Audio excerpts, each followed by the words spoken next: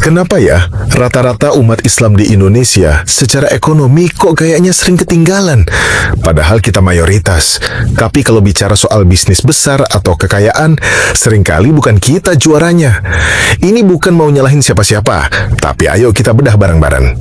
Ternyata setelah ditelusuri oleh para ahli, ada 3 biang kerok utamanya. Pertama, dan ini yang paling mendasar, adalah masalah mindset atau cara pandang. Banyak dari kita yang salah paham sama konsep zuhud. Dikiranya zuhud itu harus miskin, pakai baju seadanya, dan sengaja menjauhi dunia.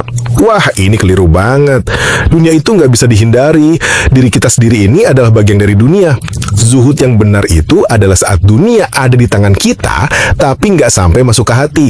Harta boleh banyak, tapi jangan sampai bikin kita lupa sama ibadah dan kewajiban. Panutan kita, Nabi Muhammad SAW, itu seorang pebisnis dan manajer yang ulung loh. Beliau berdagang puluhan tahun, jauh lebih lama daripada masa kenabiannya. Ini bukti bahwa menjadi mandiri secara finansial itu penting banget supaya bisa berdakwah dengan bebas tanpa ada tekanan dari siapapun. Bahkan ada hadis sahih yang bilang, pedagang yang jujur dan amanah itu tempatnya di surga bersama para nabi. Keren kan? Jadi mindset anti kaya ini harus segera di-uninstall dari pikiran kita. Masalah kedua adalah soal teknis atau skill. Banyak yang buka usaha cuma modal semangat dan ikut-ikutan tren, tapi ilmunya kurang.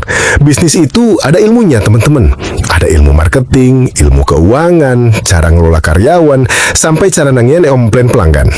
Ini sama kayak kita tiba-tiba jadi orang tua, tapi nggak pernah belajar sama sekali cara ngurus anak.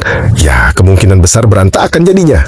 Sebanyak 95% bisnis baru itu gagal, bukan karena kurang semangat, tapi karena kurang kompetensi. Mau bisnisnya naik kelas, ya kitanya juga harus mau belajar dan terus upgrade skill. Tuhan itu suka kalau kita melakukan sesuatu dengan cara terbaik, dengan profesional. Dan masalah yang ketiga adalah soal lingkungan dan support system. Ini soal kebijakan yang mempermudah orang buka usaha, kepastian hukum, dan birokrasi yang nggak ribet. Kalau mau buka izin usaha aja dipersulit, investor jadi malas masuk.